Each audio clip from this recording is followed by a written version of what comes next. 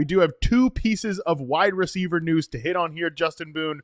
First one is Adam Thielen is traded to the Minnesota Vikings. He's going back home. His family's going back home to Minnesota. It was basically like a big package of picks that included a 2027 fourth rounder, which I actually kind of thought that was a pretty decent return for Carolina to get. They didn't the Vikings are just assuming all of his salary too. I know Thielen was a really good player for them last year, but he's a 35-year-old wide receiver. So again, pretty good return for the Panthers to get there. I will throw it to you this way, Boone. How did you celebrate what is now going to be known here Wednesday, August 27th? How did you celebrate Jalen Coker Day in your household? I moved him up probably 20 to 25 spots in my rankings. There was just no way around the projection when you had Thielen there as well. When you have, the other guys, obviously McMillan went very high on, Xavier Legette, Jatavian Sanders at tight end. There's just so many different options there that it was hard to get him a projection that was going to move him up the rankings enough. And yet now it's very interesting. And he is quite close in my rankings to Xavier Legette. And I could see that go either way. I think either one of those guys could end up really emerging as the number two in that offense, especially because McMillan can be that like true number one for Bryce Young, the guy who's going to draw that defensive attention. So he's really the only big winner in this. I maybe could make a case on the other side for my guy, JJ McCarthy, because early in the season, it was going to be Justin Jefferson and TJ Hawkinson and not much else there in the Minnesota pass catching game. And yet now he's getting this veteran guy that knows the offense, that knows a lot of the pieces there. That's going to help them get through some of the early weeks where the schedule isn't too bad for them either. But then you look at it, Thielen maybe will have some fantasy value in the early weeks. Once Jordan Addison comes back, Thielen's not really going to be a guy that you're going to want to have on your roster anymore. So enjoy the week or two that you're going to get with Thielen where he could be maybe a flex play in your lineup. But once Jordan Addison's back, that offense is going to be humming, and you're not going to trust the 35-year. Is Adam Thielen older than you are, Harmon? He's 1 year older than me. When I called him super old a couple weeks ago, we were the same age. Now he's officially older than me. He just turned 35, I think, last week. So yes, how dare you, Boone? But yes, Adam Thielen is older. Hey, he's way younger than you, pal. Let's just put it that while we're throwing barbs here at each other. He's way younger than you. So let's just be super clear about that. But no, I think it's interesting with Thielen in Minnesota because you probably can't. It's not like it's the same coaching staff. It's been a minute since he's been there. Obviously, he's never played with Kevin O'Connell before, but Kevin O'Connell does have experience with players like Adam Thielen that are kind of these bigger slot receivers. And I've heard from people close to the team that like Kevin O'Connell has wanted his version of Juwan Jennings, which I think like now we think of Juwan Jennings, but when somebody told me this was like before Juwan Jennings had broken out. So basically he wants like a big slot, dirty work, third down guy. That is Adam Thielen. So, it is certainly an interesting addition. It is one that they needed. I don't know that you're going to be running out to start him in week one, but maybe if he does have a nice week one against that Bears team on Monday Night Football, you're thinking about starting him maybe in week 2, week 3, but then that's probably about it. Before we get back to the Panthers wide receivers, just real quick, does this change what you think at all about Jordan Addison this year? I think I finally drafted my first Jordan Addison team literally today in the 8th round of like a full PPR, start a bunch of wide receivers. I think it is a great value, but I also thought to myself, when he's back, like Jordan Addison, I already kind of thought he was a little bit of a regression candidate anyways, because I think the Vikings are going to throw less and they're not going to throw downfield as much necessarily with JJ McCarthy. We're all expecting the run game to be more a part of the equation here. Like now that we've got Thielen in the mix, like Thielen will still be on the field and like command targets and stuff like that. I don't think he takes away from Jefferson, but do you think he might nip at the heels of Jordan Addison just a little bit? I don't really think so. Jalen Naylor had a role in that offense. He would pop up a little bit. I don't think Thielen's going to be the kind of guy that's going to command the volume that he has some past years at his age. There's also like a serious injury concern with him, right? He's dealt with a lot of soft tissue injuries. A guy in his mid-30s, even though I laugh saying that based on the fact that our ages, but a guy that has had these soft tissue injuries, you worry at this stage of his career, is he going to be able to give you a full season? but they don't need him to give them a full season. They just need him to get them through those first 3 weeks. So it's a very, very smart move by an organization that's made, let's face it, a ton of smart moves over the last few years. And they can give up that draft capital. They're fine. They've drafted really well. They have a lot of picks, I believe. So I'm not worried about them giving up that much to get him, even though I think this is just a pure early season rental and maybe that guy that can, help you out in some crucial moments, but not the kind of player that's going to get the volume that's really going to impact anybody else in this offense fantasy wise. Yeah, and I'll just say real quickly, back in Carolina, I'm with you that I moved both Xavier Legette and Jalen Coker inside my top 60 wide receivers, guys that you can draft at this point in the late rounds. I didn't really think either of them was draftable with Thielen there because I think Thielen was going to hold down a role for the vast majority of the season. I do wonder if this affects Bryce Young a little bit. Just that's like a quick aside, just because him and Thielen did have a really good connection. But nevertheless, I do really trust, and clearly the Panthers really trust these young wide receivers to step up. And I went ahead and just did the hedge ranking on these guys. Coker and Legette right back to back because straight up, Coker was the better player in year one, over 70% success rate versus man and press coverage. Legette obviously has a lot more developing to do, but Legette's an older prospect. How much does he really have left? To develop is what I mean, but I think he'll be in a better position there. Meanwhile, again, Coker's just a guy I absolutely love. Like Legette should be the favorite, but I think Coker was better as a rookie.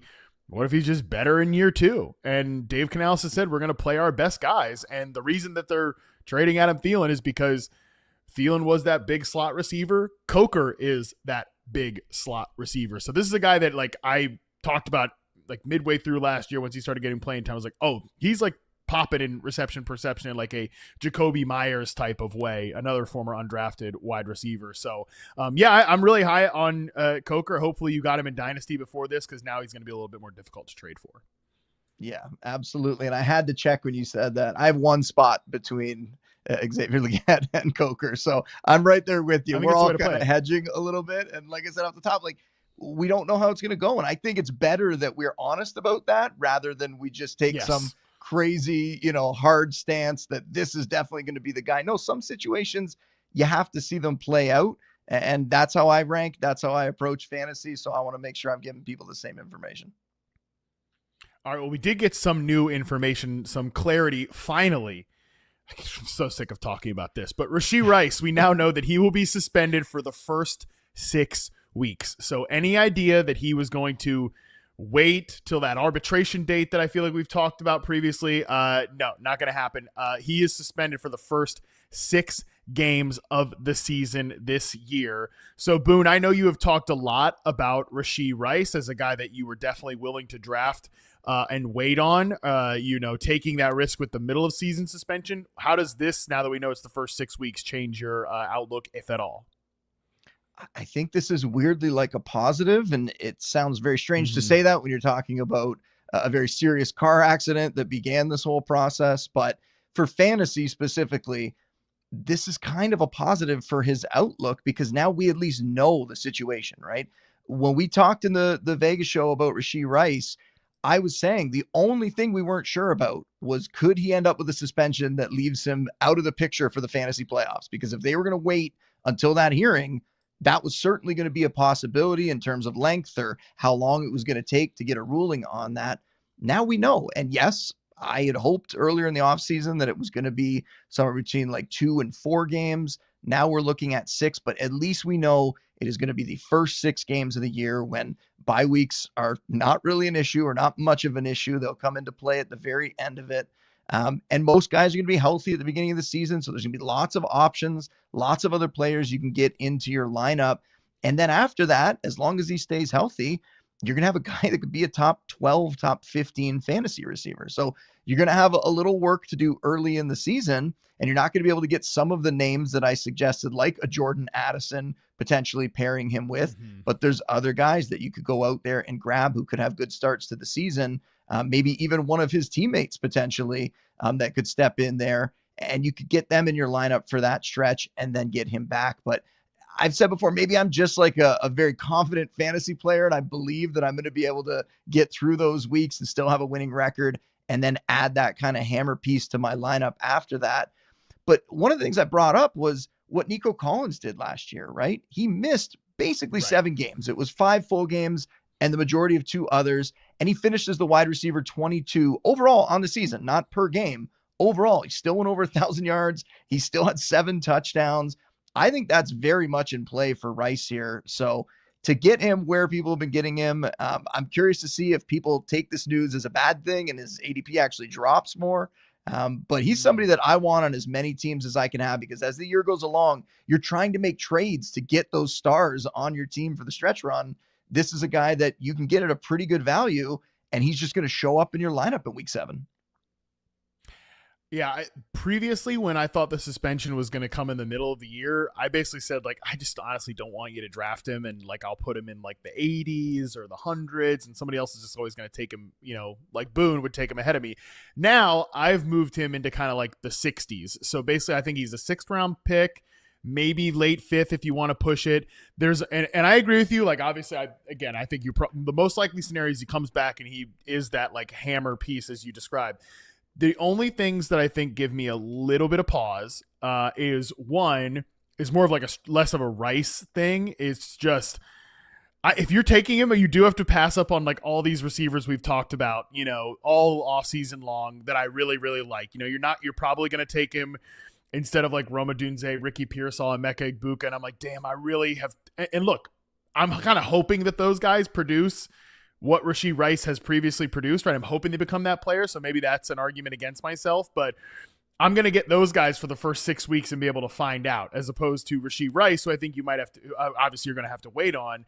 And then the only other thing I am a little skeptical on, I don't want to just write in pen that he's going to come back and be the guy that he was for the first 3 games of the season, where he was number 2 in both targets per route and target share behind Malik Neighbors in terms of target share. And Cooper Kupp actually in the first 3 weeks of last year was getting a lot of targets per route run.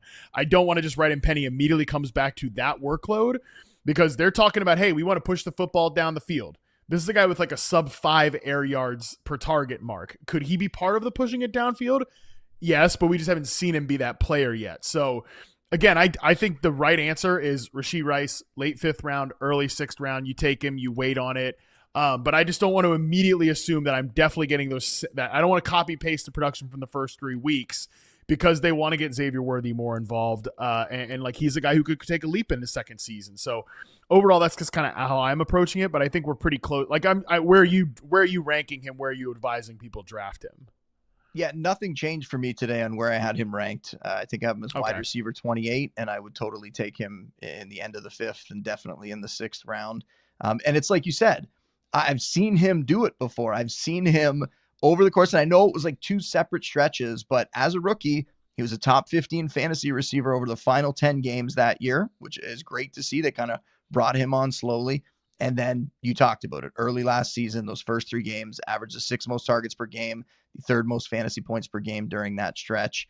And I really think when they came back this year, what were the reports out of practice? They were peppering him with targets. They were throwing him the ball constantly. He is the new focal point of that offense. And I think all the other things you said, they can push the ball downfield. They have these other speedy guys. They have Xavier Worthy. They have Hollywood Brown, hoping that, he's healthy at some point. They have these guys that can do that and let Rice work underneath and let Rice work over the middle of the field. And I think it's really the guy I'm more worried about in terms of pushing the ball downfield is Travis Kelce, because I think we're seeing, and we've already seen it start, the transition away from Kelce being the focal point of this offense to Kelce just being more of a contributor. Doesn't mean he can't be a bad fantasy player. I think he's still a mid-range tight end 1, but him not being that main guy in this passing attack anymore, and it going to Rashee Rice and then Worthy and these other players. And that's why I think the excitement should be there about this passing game, because they have restocked that receiver core pretty well. And I think once Rashee Rice is back, we're going to see some fireworks from them.